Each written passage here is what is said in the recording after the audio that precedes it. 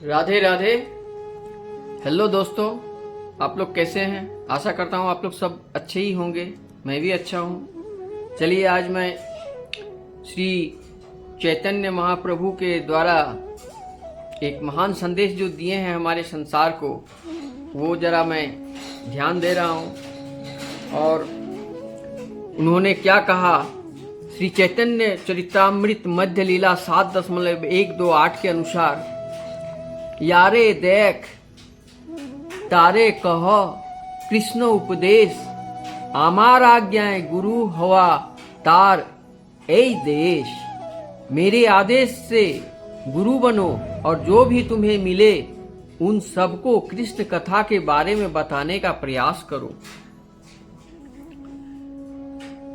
कृष्ण कथा का अर्थ है कृष्ण द्वारा कहे गए शब्द या तथा भगवत गीता एवं कृष्ण के विषय में कहे गए शब्द।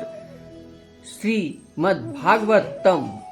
चैतन्य महाप्रभु ने हमें इन दो प्रकार की कृष्ण कथाओं को सारे विश्व में वितरित करने का आदेश दिया है। अब कोई मुझसे यह पूछता है, गुरु बनने की आपकी क्या योग्यता है?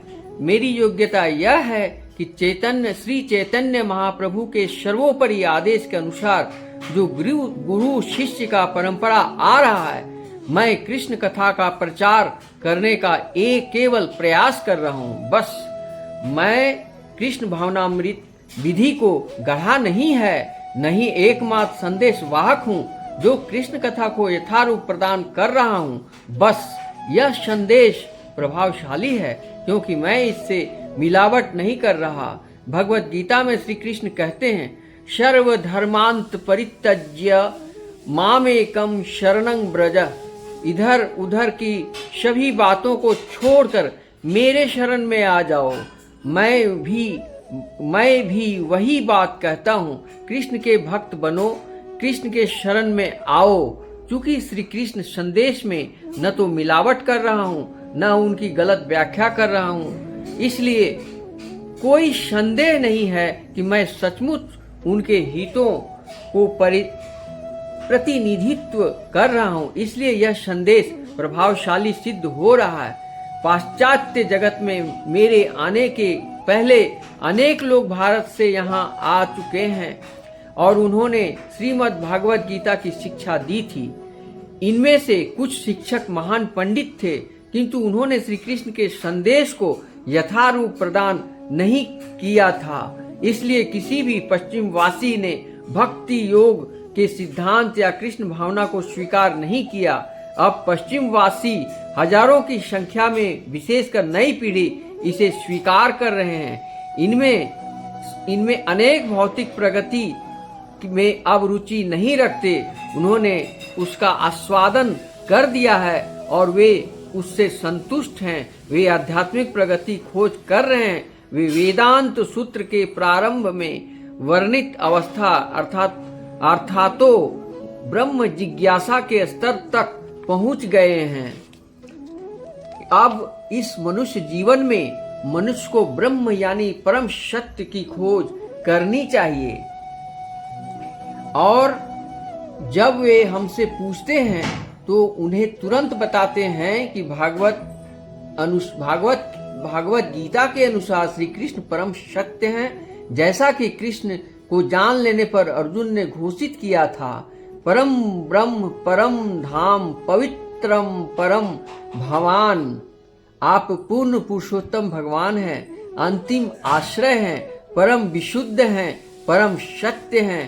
या परम सत्य की जिज्ञासा की जाती है तो हम उसकी तुष्टि के हेतु कृष्ण कथा प्रदान कर रहे हैं। इसलिए हर व्यक्ति को कृष्ण भावनामृत आंदोलन में सम्मिलित होना चाहिए। उसे मात्र कृष्ण कथा सुननी होगी और इस ज्ञान को श्री चैतन्य महाप्रभु द्वारा दी गई आज्ञा के अनुसार वितरित करना होगा। इसका परिणाम वही होगा जिसका कि सूत गोस्वामी ने यहाँ श्रीमद् भागवतम में वर्णन किया है। श्रीवंतांग स्वकथा कृष्ण पुण्य श्रवण कीर्तनं। कृष्ण कथा इतनी अच्छी है कि उसे सुनने मात्र से मनुष्य पवित्र हो जाता है। यदि कोई यह न समझे कि श्री कृष्ण कौन है, यदि वह पवित्र नाम से ध्वनि को ही सुने, हरे कृष्ण कृष्ण कृष्ण हरे हरे, हरे राम राम राम हरे हरे, तो वह पवित्र हो जाएगा। कृष्ण कथा हृदय को निर्मल बनाने में अत्यंत प्रभावशाली है। श्री चैतन्य महाप्रभु ने अपने शिक्षाष्टक में कहा है, चेतो दर्पण मार्जनम। श्री कृष्ण हमारे हृदय के भीतर परमात्मा रूप में बसे हैं, और जैसे ही वे समझ जाते हैं कि हम उनके विषय में गंभीरता पूर्वक श्रवण कर रहे हैं, तो हमारे हृदय को स्वच्छ करके हमारी सहायता करते हैं। हमारे हृदय के मैल के लिए जिस उपयुक्त शब्द का प्रयोग यहाँ हुआ है, वह अभ्रद्रानी, वह जो घृणित है। भद्र का अर्थ है अच्छा और अभद्र का अर्थ है बुरा। तो हमारे हृदय में के भीतर बुरा क्या है? वह है भगवान की संपत्ति पर अपना आधिपत्य जताना। उसका उत्तम उदाहरण यह है कि राष्ट्रवाद, जिसे आज अनेक लोग काफी मूल्यवान बताते हैं। आधुनिक युग में राष्ट्रवाद की अत्यधिक महिमा गाई जाती है, किंतु वास्तव में यही अति निंदनीय है। हमें ऐसा हम कैसे कर सकते हैं? ईशोपनिषद मंत्र 1 के बल पर कहा है, ईशावश्यामिदं सर्व यत्किज्ञं जागत्यां जगत् तेन भुजंगी थिथा मा गृथा काश्य स्विद्धनम। इस ब्रह्मांड के प्रत्येक जड़ अथवा चेतन वास्तु भगवान द्वारा नियंत्रित है और उनकी ही है। इसलिए मनुष्य को अपने लिए केवल उन आवश्यक वस्तुओं को स्वीकार करनी चाहिए जिन्हें उनके भाग के रूप में अलग रखी गई है, और ये जानते हुए कि अन्य वस्तुएं किसकी है, उन्हें स्वीकार नहीं करना चाहिए।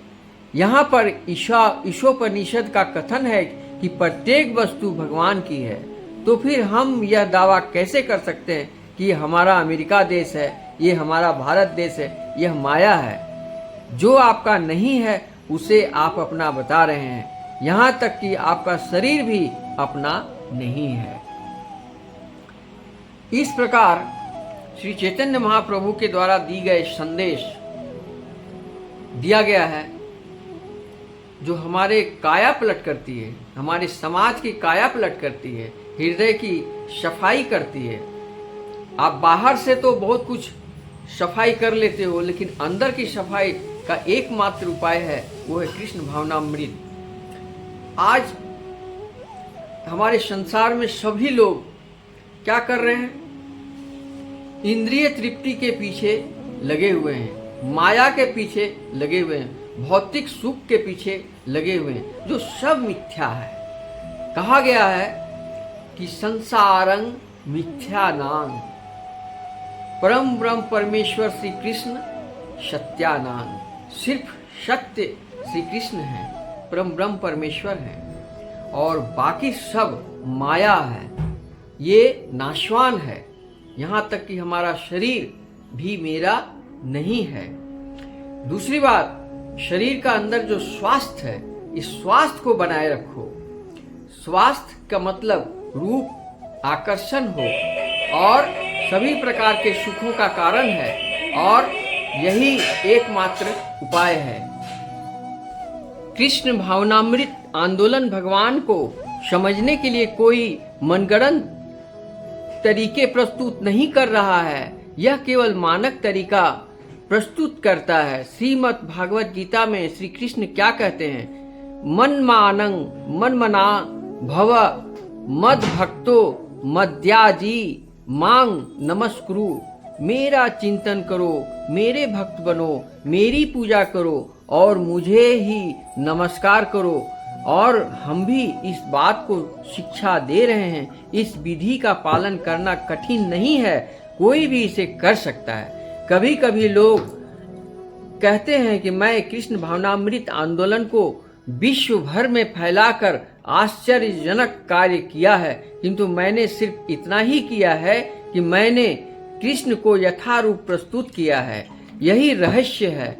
अतः कोई भी व्यक्ति भगवत गीता तथा भागवतम से कृष्ण को यथारूप समझकर अपने जीवन को पूर्ण बना सकते हैं। अन्यथा भगवान को समझने के लिए आपके द्वारा आविष्कृत कोई भी उपाय समय को व्यर्थ ही गंवाना ही है। अर्थात समय का पंछी उड़ता चला जा रहा है।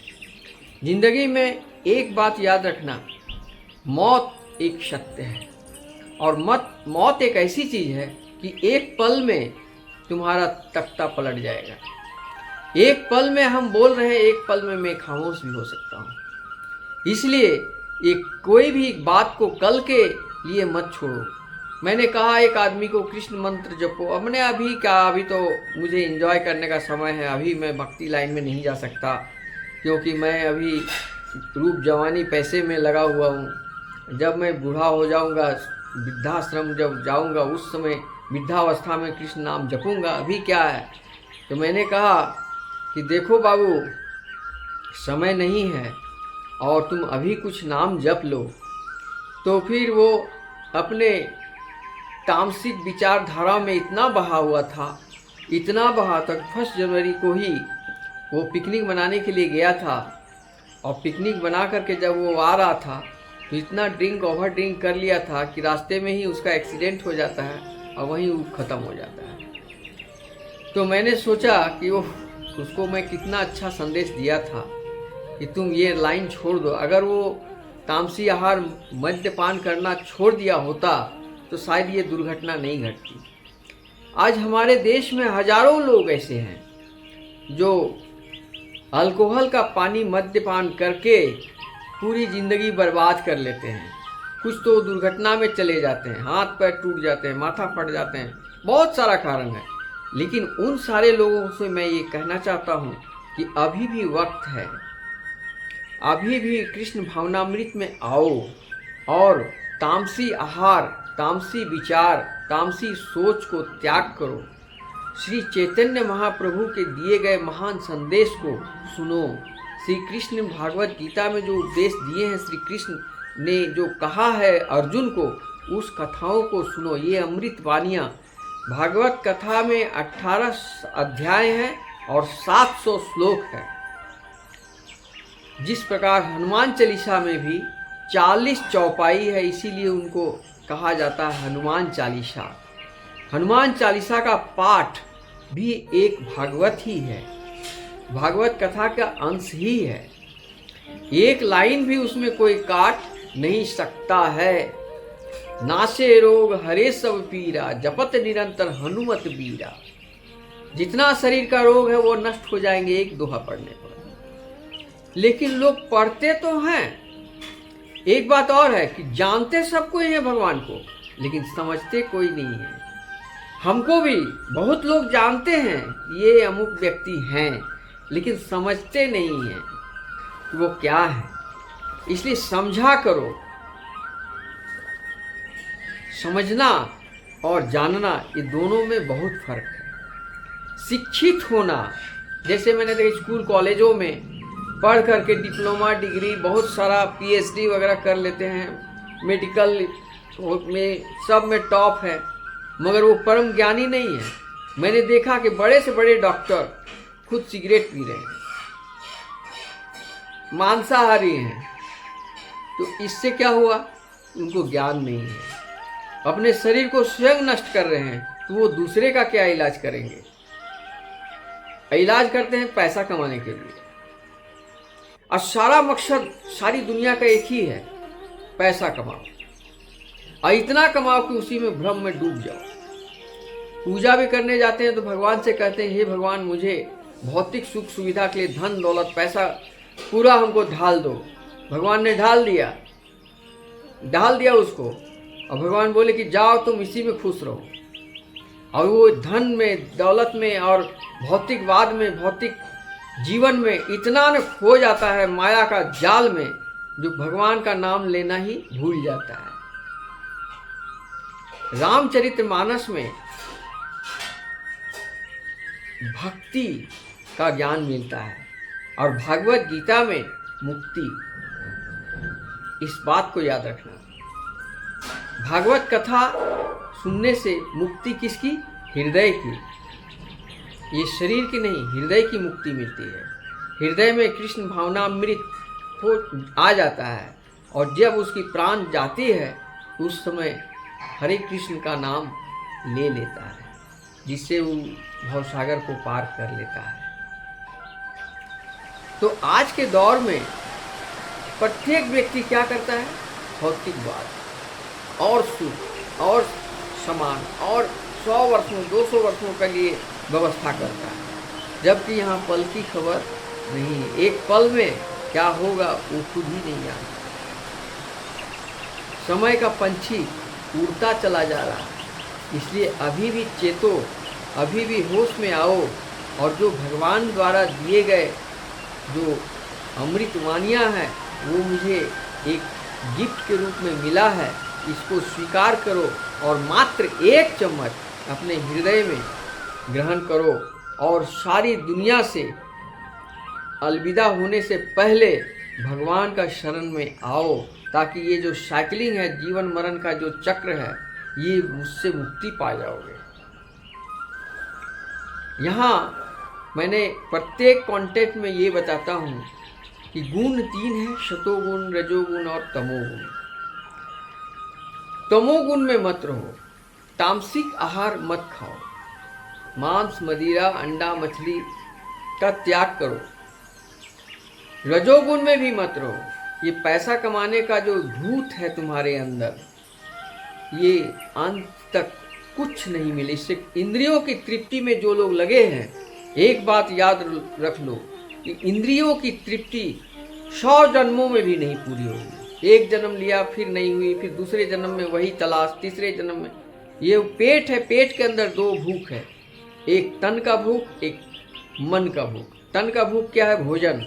और मन का भूख है वासना। तो इस तरह एक पूरा करोगे दूसरा जगेगा, दूसरा पूरा करोगे तो फिर वही पहला जगेगा। ये दोनों का साइकिलिंग चलते रहता है। इसलिए इन सब चीज़ों से मुक्त हो जाओ। इंद्रिय तृप्ति में लगे हुए हो, ये इंद्रियों को तृप्त कभी नहीं कर पाओगे। एक जन्म क्या 100 जन्मों में भी नहीं कर पाओगे।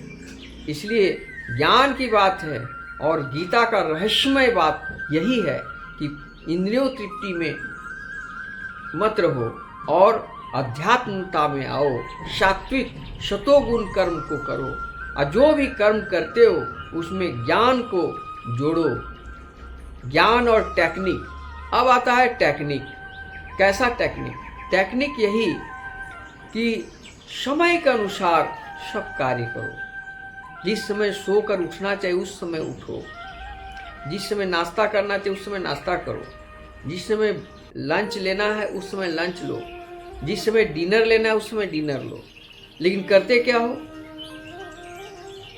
सुबह का ब्रेकफास्ट 2 बजे दिन को करते हो, लंच का खाना 4 बजे करते हो, डिनर 2 बजे रात को करते हो। क्या होगा? तामसिक विचार आएगा कि नहीं? अज्ञान का ये भंडार है कि नहीं? इसलिए शतोगुणी विचारधारा में ये पहला कर्तव्य ये है कि उस समय के अनुसार सब काम करो। जिस प्रकार बचपन में खेलना पड़ता है, खेलो, खूब खेलो। किशोरावस्था में खूब पढ़ो, इतना पढ़ो कि योग्य बनो। और जवानी में कदम रखते ही, वैवाहिक जीवन होते ही अपने कर्म क्षेत्र में लगो, कमाओ और अपना परिवार का भरण पोषण में लग जाओ। और फिर वृद्धावस्था में भी इतना कर लो कि तुम्हें कोई बर्डन न रहे और तुम भक्ति मार्ग में आसानी से जा सको। इस तरह का एक तो प्लानिंग कर लो और सतोगुण में रहा करो। और भौतिकवाद में से नफरत नहीं है। भौतिक के बिना आध्यात्मिक नहीं हो सकता, आध्यात्मिक के बिना भौतिक भी नहीं हो सकता। दोनों का अन्योन्याश्रय संबंध है। भौतिकवाद में घर द्वार, बंगला, गाड़ी, रुपया, पैसा, बैंक बैलेंस सब कुछ चाहिए ही चाहिए, लेकिन सब कुछ करो, मगर इस आत्मा को परमात्मा में मात्र लगाओ। 5 मिनट, 10 मिनट, एक आधा घंटा, जहां तक संभव हो। 18 अध्याय 700 श्लोक जो भगवत गीता में है, किसी एक श्लोक को अवश्य पढ़ो। सभी तमाम छात्रों से मैं कहता हूँ, जिनको परम लक्ष्य को पाना है, जो सर्वोत्तम शिखर में जाना है और परम उद्देश्य को पूर्ण करना है, तो उनको साथ साथ भगवत गीता का एक श्लोक पढ़ा करे, समझा करे और मनन चिंतन किया करे, और सात्विक विचारधारा में आकर और जो कर्म करे उस कर्म में टेक्निक यानी ज्ञान वाली टेक्निक हो, तभी वो आगे बढ़ता है। आप देखेंगे एक इंसान का 1.5 लाख रुपए सैलरी है और एक इंसान का 15,000 है, तो क्या है, दोनों में अंतर क्या है? क्योंकि जो 15,000 वाले हैं उनके पास टेक्निक नहीं है, वो कोई टेक्नोलॉजी पढ़े ही नहीं, लेकिन जिनको 1.5 लाख का सैलरी है वो टेक्निक को पढ़े हैं, टेक्नोलॉजी को पढ़े हैं। भौतिक जीवन में, भौतिक संसार में जितने भी टेक्निक्स हैं, बिना आज अगर टेक्निक नहीं होता तो हवाई जहाज कहाँ से चलता, इंटरनेट कहाँ से आती, बुलेट ट्रेन कहाँ से आता, इतना विकास कैसे होता? सबका एक ही मूल कारण है, टेक्निक। तो टेक्निक सीखने के लिए टेक्नीशियन बनना, टेक्नोलॉजी जानना होगा। टेक्नोलॉजी टेक, एमटेक, बीटेक जो करते हैं, उस टेक्नोलॉजी कॉलेजों में पढ़ना होगा, कंसंट्रेट होकर पढ़ना होगा। तामसी विचारधारा जैसे तामसिक भोजन, मांस मदिरा, सेक्सुअल एक्टिविटीज, गर्लफ्रेंड बॉयफ्रेंड के साथ बह जाना, इस तरह से तुम्हारा जो परम लक्ष्य है उससे तुम भटक जाओगे। भटको मत। जिस लक्ष्य को ले कहा गया, aimless man can be not success. जब तक तुम्हारा कोई लक्ष्य मजबूत न हो, तो मजबूत लक्ष्य को पाने के लिए क्या चाहिए? सेल्फ कॉन्फिडेंस, स्ट्रॉन्ग कॉन्फिडेंस चाहिए। उसके बाद क्या चाहिए? स्ट्रॉन्ग पेशेंस चाहिए, पेशेंस, धैर्य। सुख में हो या दुख में हो, घबराना नहीं, तुम अपने लक्ष्य पर रहो। अगर तुम्हारे लक्ष्य के अगल बगल किसी प्रकार का बाजा गाजा कोई तरह का ये आ रहा हो, उस पर ध्यान मत दो। भीड़ भाड़ में मत रहो, लोगों का बात मत सुनो। जहां 10 आदमी के पास जाओगे, 10 तरह का बात सुनो, तुम डाइवर्ट हो जाओगे। कोई पूछेगा तुम क्या करते हो, मैं नौकरी करना चाहता हूँ, कहेगा नौकरी में कुछ नहीं रखा है, तो फिर बिजनेस करना चाहते हो, बिजनेस करो। बिजनेस के बारे में जब सोचते रहे, बिजनेस में ना आया, बोले अरे यार सारी जिंदगी बिजनेस तो मैंने किया लेकिन एक पल भी सुख से नहीं रहा। तो बोला तुम किसान बन जाओ। किसान बनने गया तो बोला अरे यार किसान की हालत इतनी खराब है कि लोग बाहर शहर भाग रहे हैं खेती छोड़कर। तो इसलिए वो सब बातों पर ध्यान मत, इनको इग्नोर करो और तुम अपना लक्ष्य को गोपनीयता से रखो और उस पर एकदम कॉन्सेंट्रेट होकर लगे रहो, टारगेट करके चलते रहो, देखना तुम्हारा विकास हो जाएगा। इस प्रकार टेक्निक से लेकर पढ़ोगे तो टेक्निक के अनुसार तुम्हारा सैलरी 1.5 लाख, 2 लाख, 3 लाख, 7 लाख तक हमने नहीं सुना है। जो विदेश में जाते हैं जॉब करने के लिए, कुछ ऐसे स्टूडेंट हैं जो विदेशों में भी टॉपर में हैं, तो वो उनका सैलरी बहुत ज्यादा है, उनकी जिंदगी का लाइफ लाइन जबरदस्त है। मैंने देखा, उनका रुतबा देखा, उनका बातचीत देखा, उनका कार भी देखा, बंगला देखा, फैमिली देखा, वैवाहिक जीवन देखा, सब में नंबर 1 है। और वो गीता का अध्ययन भी करता है, तामसिक आहार नहीं लेता है, वो नंबर 1 कहलाता है। इसलिए दोस्तों, शतोगुण में रहा करो और 18 अध्याय जो गीता में है उसमें 700 श्लोक है, किसी भी एक श्लोक का अध्ययन किया करो। आओ कृष्ण भावनामृत में रम जाओ और 1 चम्मच ये अमृत हृदय में डालो मरने से पहले। मर गया और तुम्हें नहीं डाला तो पछताते रहोगे, फिर साइकिलिंग, फिर दूसरी जन्म लोगे, फिर वही, फिर तीसरी जन्म, इसे 100 जन्मों पर भटकते भटकते मर जाओगे, लेकिन तुम्हें मुक्ति नहीं मिलेगी। प्रेम से बोलो वृंदावन बिहारी लाल की जय। हरे कृष्ण कृष्ण कृष्ण हरे हरे, हरे राम राम राम हरे हरे।